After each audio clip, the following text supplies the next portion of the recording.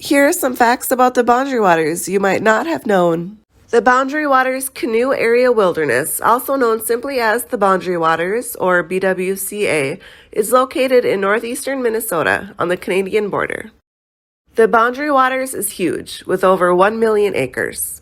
There are almost 1,200 lakes in the Boundary Waters, and those lakes make up almost 20% of the area. With all the water in the area, the Boundary Waters has 1,200 miles of canoe routes to explore. While it is widely known that the most popular way to navigate the Boundary Waters is by canoe, there are also 12 hiking trails for those adventurous souls that would rather hike. The trails range from challenging to impossible. Permits are required for anyone canoeing or camping overnight in the Boundary Waters to keep track of where and how many people are in an area. The Boundary Waters holds the largest area of untouched forest east of the Mississippi. The highest peak in Minnesota, Eagle Mountain, is on a small mountain range called the Misquah Hills, located in the bwca.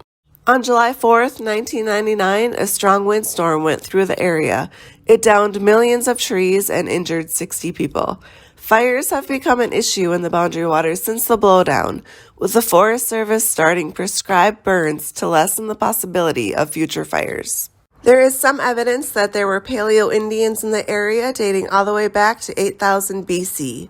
In more recent history, Sioux and then Ojibwe have inhabited the area. There are hundreds of pictographs and petroglyphs on the cliffs and ledges in the Boundary Waters, including the most photographed pictographs in the state of Minnesota, the Hagman Lake pictographs. These pictographs are some of the best examples of actual Native American pictographs. They're estimated to be between 500 and 1,000 years old. The Boundary Waters regulations as they exist today were established by the 1978 Boundary Waters Canoe Area Wilderness Act, which imposed restrictions on the use of motorboats and snowmobiles, implemented a quota system based on permits for recreational access, and set limitations on logging and mining activities within the region. In other words, this area is incredibly serene without the sound of motorized vehicles everywhere. If you want to escape from the sights and sounds of everyday life, then this is the place to escape.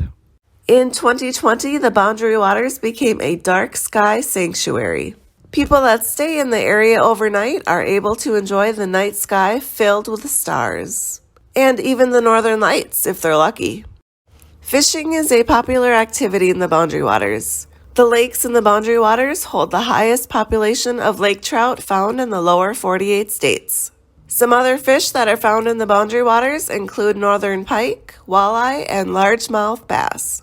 The area is home to various wildlife, including moose, black bears, wolves, beavers, and otters. It's also been classified as an important bird habitat by the American Bird Conservancy. There have been over 200 bird species recorded in the area. On January 26, 2023, the Biden administration issued a 20-year ban on mining in 225,000 acres of forest upstream of the Boundary Waters. This moratorium was intended to safeguard the waters in the area from pollution and prevent a copper mine from being constructed.